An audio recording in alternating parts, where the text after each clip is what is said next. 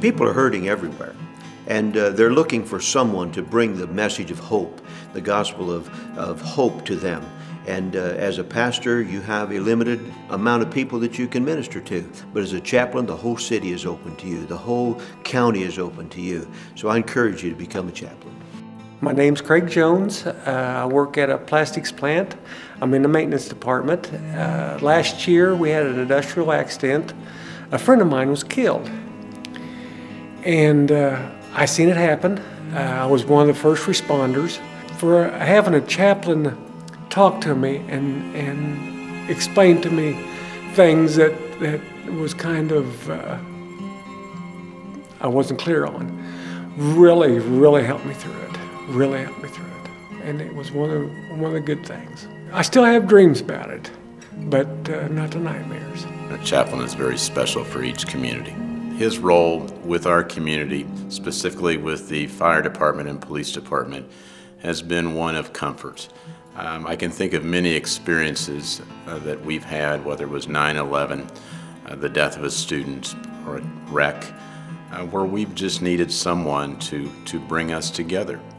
As police chief, I see the chaplaincy program from several different viewpoints. The police chaplain provides a service to the department that is second to none, some of which even kind of go overlooked. They provide a service that, quite frankly, police officers aren't adequately trained to provide. They provide comfort and counseling in times of need. Personally, over the last year, I lost a brother and a mother within a span of 16 hours, and I don't know that I could have gotten through it without his guidance and comfort and counseling. For those of you that are pastors that aren't chaplains, haven't really thought about it, it opened up a door into the community. It allowed me to enter their worlds and to build relationships with them, and they had somebody that they could talk to. My nephew was in a very bad car accident. They told me that he wasn't going to make it and that we needed to get there to say our last goodbyes. I didn't exactly know what a chaplain did at the time that I started working there, until it came the time that my family needed a chaplain.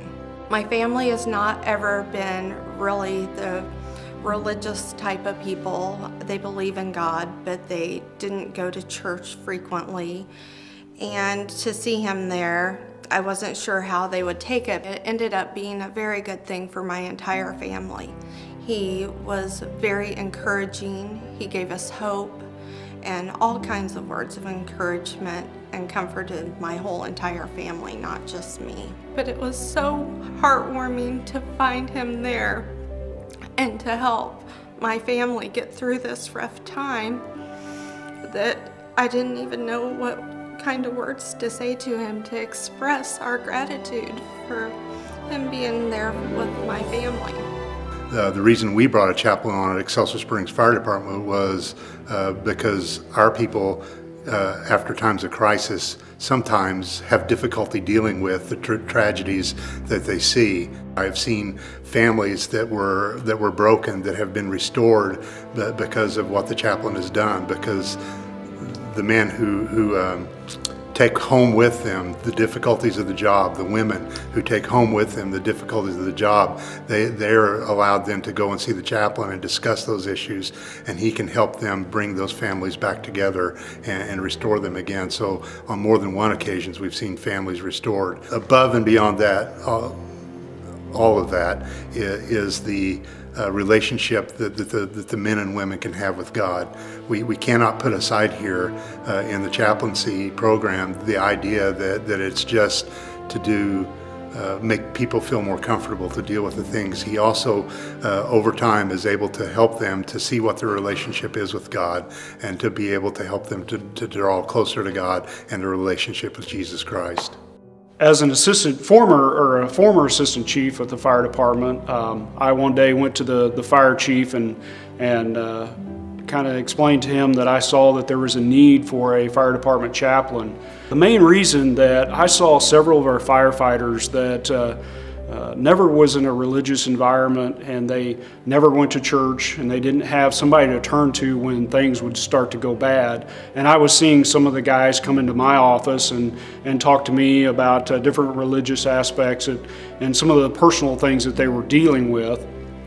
And so there was a lot of questions that they were asking that I couldn't give them an answer to. From a personal standpoint, I found myself where I was not attending churches as I should be, and had some personal issues that I had to call on our fire department chaplain. And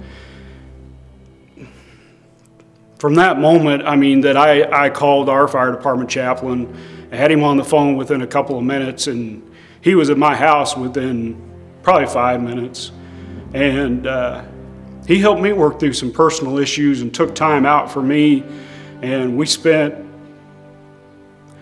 that whole day together, even went to lunch, and he eventually, you know, came and even checked up on me after that day and helped me work through some issues, and just by having somebody to talk to. And at the time I didn't have a pastor and wasn't going to church, and so he was there when I needed him and was able to help me work through some personal issues. Recently we had one of our students pass away in his sleep. He had a pre-existing condition. Chaplain Block was there along my side, ministering to the students, staff, and family.